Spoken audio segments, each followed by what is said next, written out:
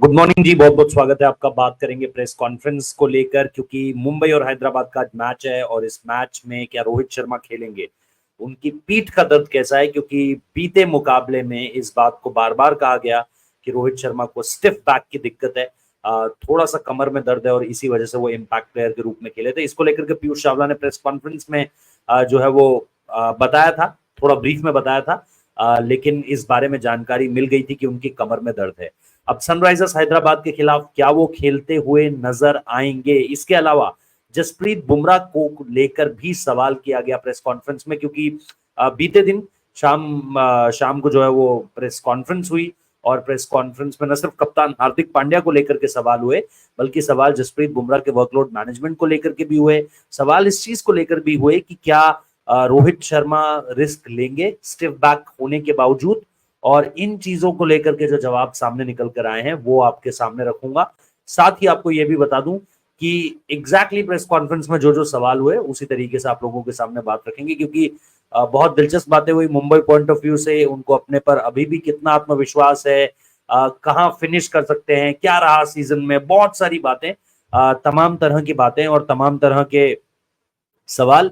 लेकिन सबसे पहले प्रेस कॉन्फ्रेंस में नमन धीर आए हुए थे और नमन धीर से जब हार्दिक पांड्या के बारे में पूछा, हार्दिक पांड्या द लीडर के बारे में, तो उन्होंने उनके बारे में काफी अच्छी बातें कही, जो कि बहुत स्वाभाविक है। उन्होंने कहा कि वो पूरी तरीके से बैक करते हैं, हार्दिक पांड्या हर हर तरह से खिलाड़ियों को बैक करते हैं, युवाओं को बैक करते हैं। खुद नमन धीर को हार्दिक पांड्या ने कहा है कि बड़ा आराम से अपना गेम खेला करो, जब भी मौका मिले अपना बेस्ट देने की कोशिश करो और बाकी सब कुछ देखने के लिए मैं हूं। तो पूरी तरीके से lots and lots of praises, जिसे आप सीधे तौर पर कह सकते हो, हार्दिक पांड्या के लिए नमन धीर की तरफ से। और जरूरत है इस समय पर हार्दिक पांड्या को अपने यंग प्लेयर्स की कि भाई उनके सपोर्ट में आकर बात रखें, क्योंकि पब्लिकली आपको पता है बहुत सारी चीजें चल रही हैं। कुछ चीजों में सीधे सीधे तौर पर हार्दिक पांड्या को आप दोषी बता सकते हैं कि भाई कहाँ कहाँ कप्तानी में गलती हुई, कहाँ कहाँ इंडिविजुअल्स पर सवाल उठाने में गलती हुई, तो वो चीजें आप बता सकते हैं। अब जो दो सबसे महत्वपूर्ण सवाल है, सबसे पहले जसप्रीत बुमराह को लेकर के बात करते हैं, फिर रोहित शर्मा पर भी आएंगे, क्योंकि रोहित शर्मा पिछले मैच में, अगर आपको याद हो, पिछले मैच में वो प्रैक्टिस में पहले ही आ गए थे, टीम के आने से पहले वो मैदान पर मौजूद थे। उन्होंने शम्स मुलानी के साथ जो है वो प्रैक्टिस करी। उन्होंने जो टीम के फिजियोथेरेपिस्ट थे, जो टीम के नेट बॉलर्स थे, उनके साथ बहुत पहले से प्रैक्टिस करनी शुरू करी। और ऐसा लगा उन्हें कि शायद कमर खुल जाए, कुछ अकड़न है, कुछ जकड़न है, वो दूर हो जाए और मैं प्रॉपर एक प्लेयर की तरह खेल पाऊं, फील्ड पे भी उसी तरीके से उतर पाऊं फील्डिंग के दौरान जैसे मैं बल्लेबाजी के लिए उतरूंगा।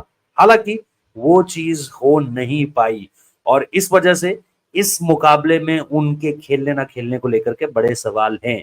अब जैसा मैंने कहा, सबसे पहले जसप्रीत बुमराह को लेकर के बात करते हैं।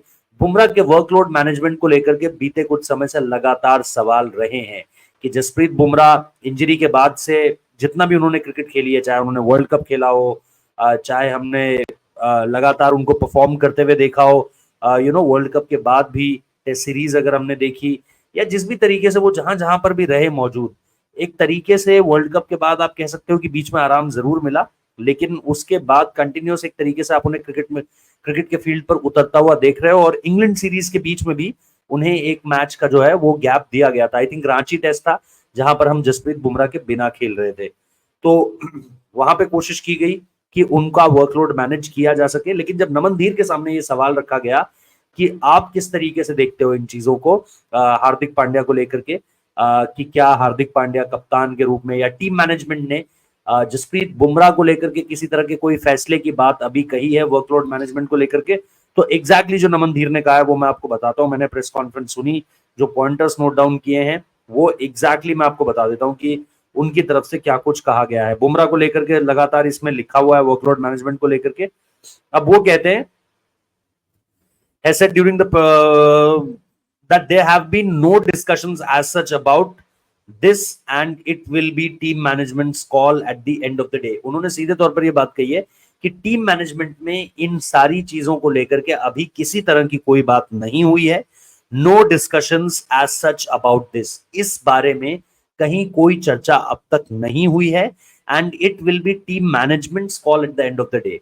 ये आखिर में जो जीरो इन होगा वो टीम मैनेजमेंट की तरफ से जीरो इन होगा कि वो नहीं खेलना है या नहीं खेलना है। तो इसको लेकर के वो बिल्कुल स्पष्ट दिखे, उनके पास पूरी क्लैरिटी थी इस चीज को लेकर के। उन्होंने ये नहीं कहा कि यार मैं नहीं जानता, ये कोई मेरा कॉल नहीं होने वाला है। उन्होंने सीधे तौर पर टीम मैनेजमेंट के ऊपर डाला, लेकिन उन्होंने ये भी बताया कि अब तक इस तरह की अगर आप किसी भी संभावना की बात कर रहे हैं तो वो चीज आपको होती हुई नहीं दिखाई देगी। लेकिन जैसा मैं कह रहा हूं कि जसप्रीत बुमराह को आराम दिया जाना बहुत ज्यादा जरूरी अगर आप लोगों को लग रहा है तो प्लीज इसमें कोई कोताही मत बरतिएगा, इसमें कोई देरी मत कीजिएगा। क्योंकि आज हम जानते हैं कि बीसीसीआई, उनकी मेडिकल टीम, एनसीए, एमआई की जो मेडिकल टीम है वो वेल इक्विप्ड है, टेक्निकली भी और मेडिकली भी बहुत साउंड है इस चीज को लेकर के कि वो खिलाड़ियों की हर एक रिपोर्ट को जान सकते हैं बहुत अच्छे तरीके से। और इसी वजह से अगर उन्हें किसी भी खिलाड़ी को लेकर के कोई भी ऐसा फैसला लेना है जिस पर आपको लगता है कि भाई अब आराम देने की जरूरत है, तो उन जो मेडिकल डेटा है, जो टेक्निकल डेटा सामने निकल कर आ रहा है किसी भी खिलाड़ी की बॉडी का, वो आपको बहुत हद तक इसमें फायदा पहुंचा देगा कि आपको कब इन चीजों को लेकर के कॉल लेनी है। तो ये चीज उन्होंने नमन धीर ने साफ कर दी कि बुमराह को लेकर के अभी कोई बात नहीं है। अब देखते हैं भाई एमआई मैनेजमेंट क्या सोचता है जसप्रीत बुमराह को लेकर के। क्या वो चाह रहे हैं कि भाई बुमराह को अब आराम दे देते हैं इंडिया को देखते हुए, क्योंकि अब आईपीएल प्लेऑफ्स के तो कोई चांसेस रह नहीं गए। तो पहली चीज बुमराह को लेकर के फाइनल ये हुआ कि भाई आप जो है वो आपको आराम मिलता हुआ अभी नहीं दिखाई दे रहा है अकॉर्डिंग टू नमन धीर। बाकी टीम मैनेजमेंट क्या कॉल लेता है वो टॉस के टाइम पर पता चलेगा। Now coming to the main point, Rohit Sharma. सबसे बड़ी बात, रोहित शर्मा को अगर आज आपने देखा हो, अगर आप किसी ने भी यार प्रैक्टिस देखी हो, मैं उस लिहाज से कह रहा हूं, जो भी जिन भी लोगों ने प्रैक्टिस को देखा है वो लोग बता सकेंगे कि भाई किस तरह की चीजें जो हैं वो आज उन्होंने देखी, खास तौर पर जब आप रोहित शर्मा की बात कर रहे हैं। क्योंकि रोहित शर्मा प्रैक्टिस में आए हुए थे और प्रैक्टिस में आए हुए रोहित शर्मा ने जिस तरीके से वहां पर बैटिंग करी, ऐसा लग जरूर रहा था। देखो बैक पेन है, स्टिफ बैक का इशू है, मैं मानता हूं, लेकिन आप ये भी देख रहे हैं कि रोहित शर्मा की फॉर्म अभी बीते 4-5 मैचेस में उस तरीके से नहीं लगी हुई है जिस तरीके से हर किसी को चाहिए। तो ऐसे में उन्होंने प्रैक्टिस से फोकस नहीं खोया। मैं ये नहीं कहूंगा कि वो पूरी तरीके से फिट थे, लेकिन मैं ये जरूर कह सकता हूं कि अगर हल्का सा दर्द भी रहा होगा तो उन्होंने शायद उसको एक तरफ रखा, शायद थोड़ा सा नजरअंदाज करने की कोशिश की। लेकिन यार देखो, ये भी आप तभी कर सकते हो जब आपको लगे कि ठीक है यार बहुत ज्यादा रिस्क नहीं है। अमोल कराटकर सर, जो कि द हिंदू के डेप्यूटी स्पोर्ट्स एडिटर हैं, मुंबई बेस्ड हैं, प्रेस कॉन्फ्रेंस में मौजूद थे। उन्होंने जो बात कही, Rohit Sharma has a stint with the bat in the Mumbai Indians nets, looks like the back issue is on back burner. तो बैक बर्नर अमूमन तौर पर उस चीज को कहते हैं कि भाई आप उस चीज को ज्यादा इंपॉर्टेंस ना देकर एक तरफ रख देते हैं और उसके बाद करते हैं वो जो आप कर ही रहे हैं। तो मुंबई की एमआई का जो नेट सेशन था, इसमें रोहित शर्मा ने नेट प्रैक्टिस करी। नेट प्रैक्टिस काफी देर तक चली। अकॉर्डिंग टू नमन धीर ऑल्सो ये नेट प्रैक्टिस उन्होंने काफी की है। तो नमन धीर का ये कहना है कि रोहित शर्मा आपको खेलते हुए दिखाई दे सकते हैं। उनके पास, उन्होंने जो सिंपल एक बात कही, उन्होंने भी ये माना कि he had a stiff back before the last game, पिछले गेम से पहले उनकी स्टिफ बैक थी। The world cup is approaching, so for precaution, world cup आ रहा है तो प्रिकॉशन से शायद रोहित भाई ने एज एन इम्पैक्ट सब खेला, but he is here for practice today. लेकिन वो आज यहाँ पर प्रैक्टिस के लिए थे, so I guess he is all fit and fine. अगर रोहित शर्मा को लगता है कि जरा भी ये चीज एग्रीवेट हो सकती है, जरा भी दिक्कत डाल सकती है, तो प्रैक्टिस में आते ही नहीं। तो ये एक गुड साइंस है अगर आप रोहित शर्मा की फिटनेस को लेकर के जानना चाह रहे थे। लेकिन जैसा हमने कहा कि रिस्क एलिमेंट नहीं इन्वॉल्व होना चाहिए, चाहे वो बुमराह का केस हो, चाहे वो रोहित शर्मा का केस हो। तो अभी फिलहाल इस रिपोर्ट को, इस प्रेस कॉन्फ्रेंस को सुनकर के तो यही लग रहा है कि दोनों खिलाड़ी खेलेंगे। लेकिन बाकी जैसा नमन धीर ने पहले भी कहा कि अल्टीमेटली टीम मैनेजमेंट जो आखिरी में कॉल लेगा वो सबसे ज्यादा इंपॉर्टेंट होगी। तो let's wait and watch for it. तब तक के लिए आप वीडियो जरूर देखिएगा। इसके अलावा भी वीडियोस किए हुए हैं, उन पर भी जरूर नजर दौड़ाइए। अगर आप रोहित शर्मा की गार्डन में घूमने वाली स्टोरी का जानना चाहते हैं कि वो वर्ड आया कैसे रोहित शर्मा के जहन में, कहां से उसकी शुरुआत हुई, तो वो वीडियो मैंने किया हुआ है। अश्विन ने दिल्ली के एक 5 सितारा होटल में, यहाँ पर जो राजस्थान रॉयल्स का इवेंट था, वहां पर उस बात का खुलासा किया है। वो वीडियो भी आपको देखने को मिल जाएगा। और इसके साथ साथ तमाम वीडियोज हैं जो आपको देखने को मिल रहे हैं।